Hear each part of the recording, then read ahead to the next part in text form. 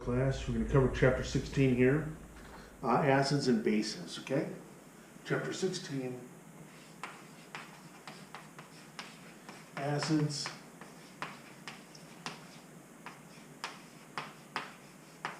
and bases, right?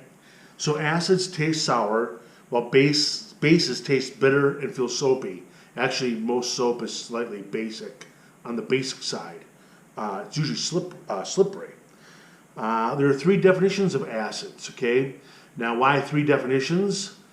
Because as chemistry became more sophisticated, they changed the definition of an acid to fit more examples, basically. I'm only going to give you two of them today. We're going to have the Arrhenius definition. Well, I'll put this here.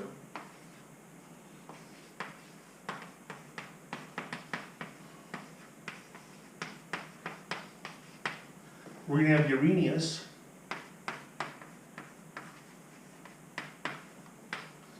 the Bronsted-Lowry,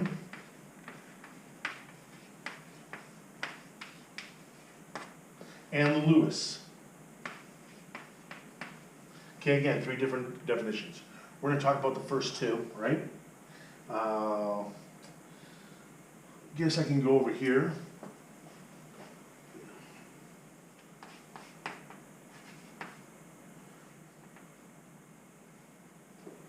If I could spell this.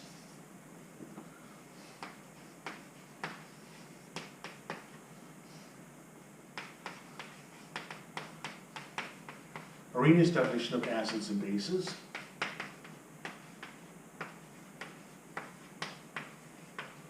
Okay. An acid is a substance that donates a proton in water. That's it. An acid is a substance that donates a proton in water.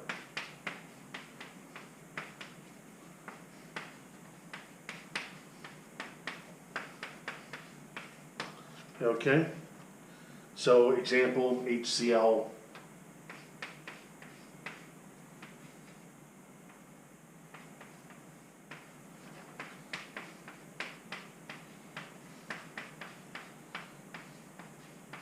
Is going to dissociate into H plus and chlorine minus. We'll come back to this H plus in a moment. It's not floating in there all by itself.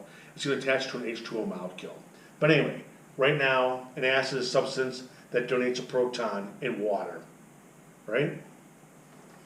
Shown there. A base, Arrhenius base, is a substance that donates a hydroxyl group.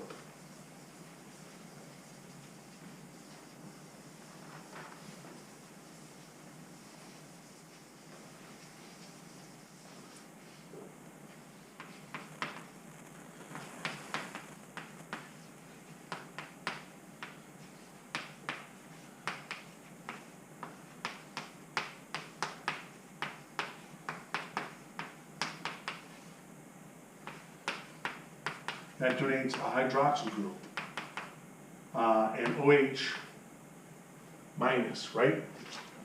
An OH minus. Example, we have something like sodium hydroxide.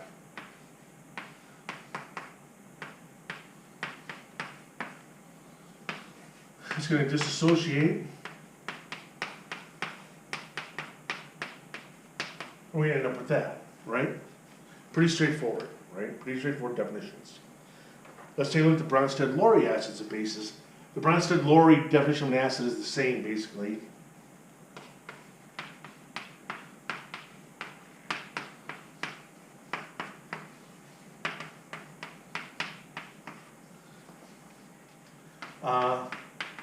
An acid, a Bronsted-Lowry acid, donates an H plus. Again, that's the same. Well, almost the same as an Arrhenius. In Arrhenius, you have to be in water, okay?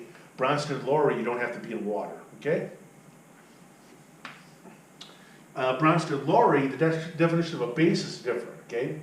A Bronsted-Lowry base, a base is a proton acceptor.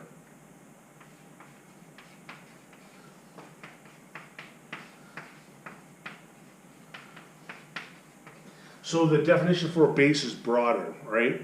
OH is a OH minus is a proton acceptor, but you get something like NH3 plus or something like that, okay?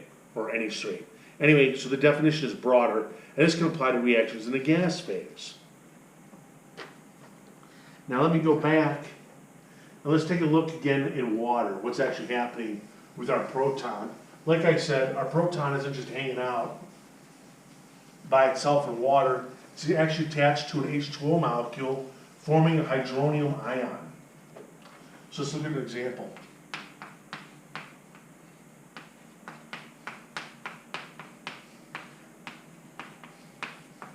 So again, it's going to donate a hydrogen. It's going to join up with an H2O. It's going to form H3O plus CO minus H. So it's actually attached again to an H2O molecule. Sometimes you draw the hydronium ion H3O plus, or you just put H plus. Either way, the same thing is meant, all right? It means the same thing basically.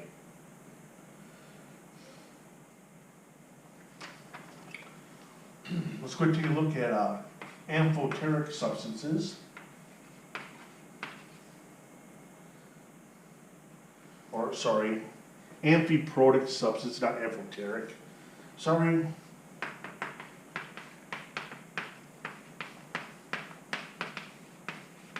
Amphiprotic substances can act as a base or an acid.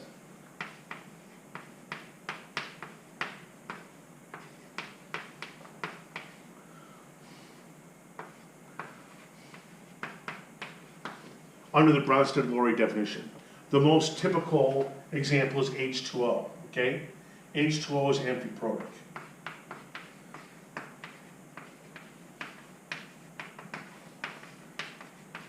Let's take a look at an example. As an acid, okay? We're going to have blah, blah, blah, blah.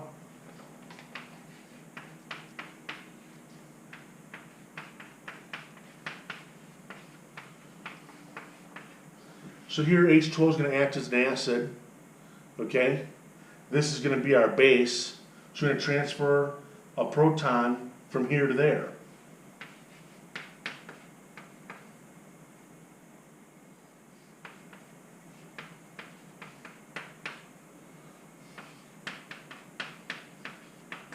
So here water, again, acted as an acid, okay? Water can also act as a base.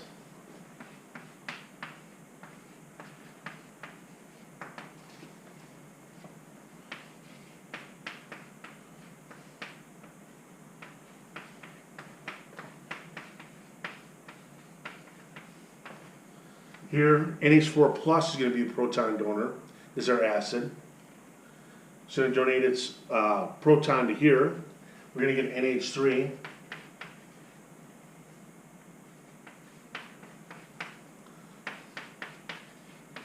Plus H3O plus, like that, okay?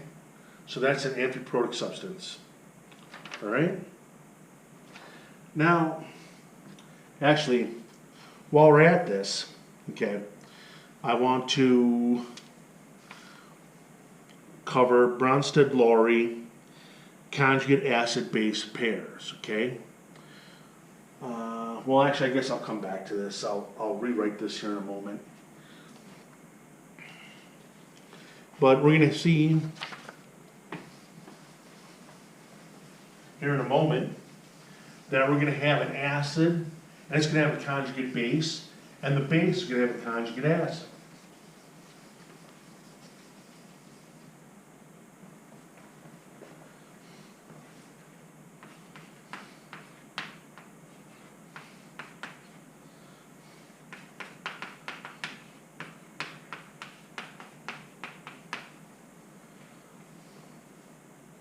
Okay? I think the easiest way is just to show you, okay? The easiest way is just to show you with an example. We'll take, I don't know, take HCl, plus we'll do NaOH. What's going to happen? Acid-base neutralization reaction, right? Hydrogen here is going to join up with OH here. Going to get H2O. And then we're going to get the salt. Sodium plus the chlorine. Like that. Right? So according to, well, actually our Arrhenius or our Bronsted-Lowry definition, this is our acid, right? Proton donor. Now, whatever is left over on the product side is what is called the conjugate base, okay? Even if it's joined up with something else. So the Cl minus, whatever it becomes on this side, is the conjugate base.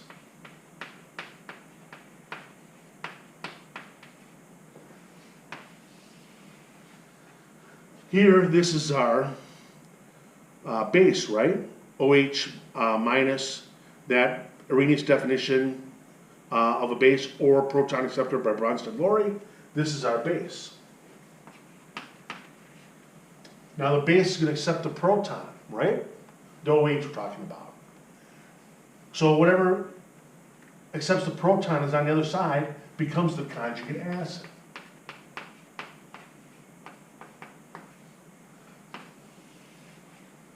So again, acid, conjugate base. Whatever's left over after you donate your proton on the product side, that is the conjugate base. Here you have your hydroxide, your base, okay, accepts a proton. Whatever it becomes in the product side, that's the conjugate acid. Let's look at another example. Let's just do one of the examples we just did.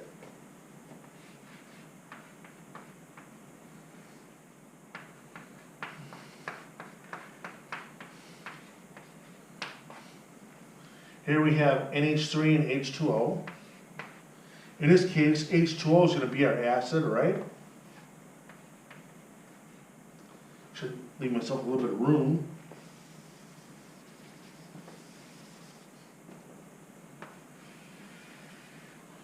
That's going to be our acid, right? What's going to happen here? Again, this is going to donate a proton. So we're going to end up with NH4 plus, aqueous, plus OH minus aqueous.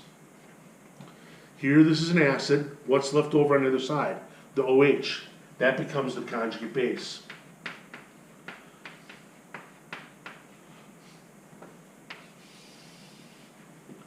Right? This is our base. This is the proton acceptor. An acceptance proton comes over here, it's the conjugate acid.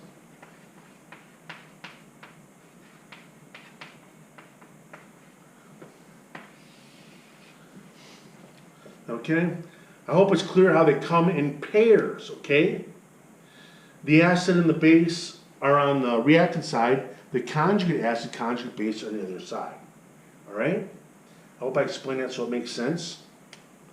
Let's take a look at an example here. Slightly easier example, actually.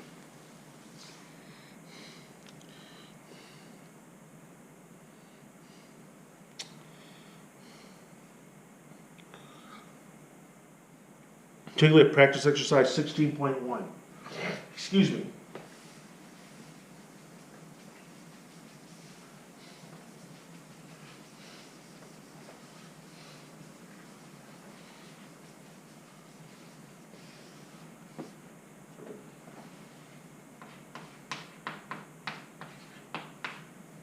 Okay. So practice exercise 16.1.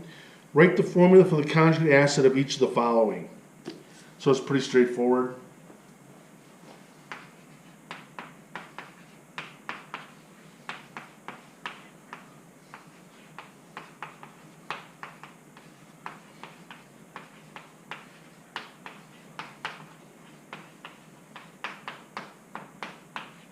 So we're starting off with bases, proton acceptors.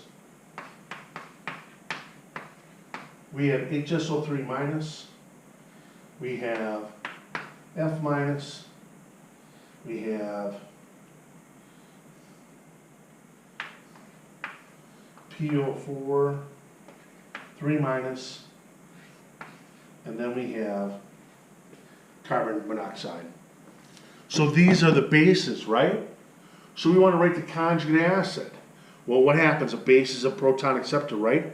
So add a proton to each one of these, okay? What are we going to get? H2SO4, that's our conjugate acid, right? Add a proton, right? That's the base. Add a proton. Conjugate acid. Again, that's the base. Add a proton. Get the conjugate acid. Don't forget to reduce the charge, right? A proton is +1, right? So that's why we get here neutral, neutral. Here you reduce the charge by just 1 to 2 minus. What are you going to get here? Again, this is our base, conjugate acid. HCO plus is what you're going to get. All right? Let's go take a look at some, write the conjugate base. At a couple examples.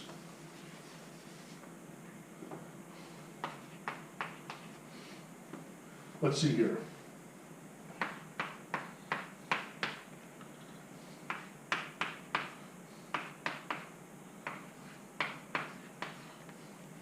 And I don't know, blah, blah, blah, blah.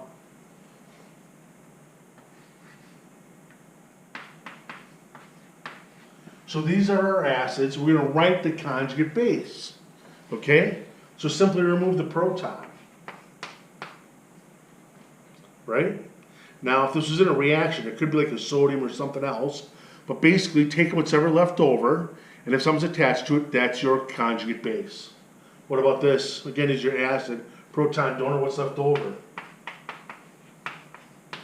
The acetate anion. And what about here? Nitric acid. NO3 minus. I hope that's pretty straightforward. Or I explained it so it makes sense. Okay?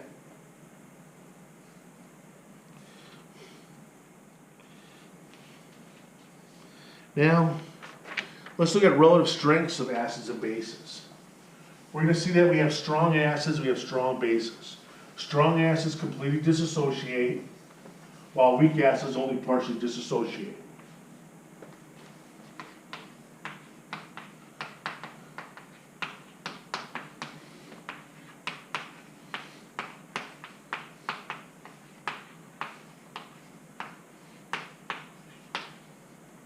All right. Remember we had strong electrolytes and weak electrolytes? Strong electrolyte completely dissociates. So strong acid is a strong electrolyte. It completely dissociates.